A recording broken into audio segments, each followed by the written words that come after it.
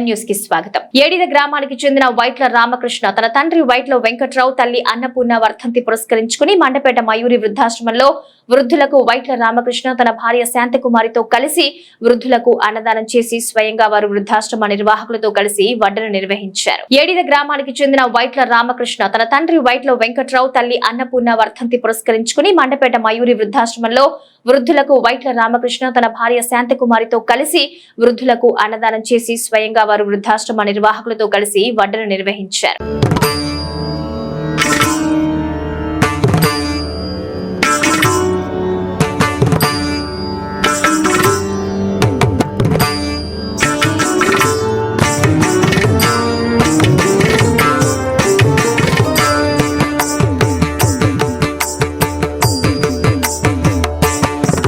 మరిన్ని తాజా వార్తా విశేషాల కోసం ఎం న్యూస్ ని సబ్స్క్రైబ్ చేయండి, మీ మిత్రులకు షేర్ చేయండి.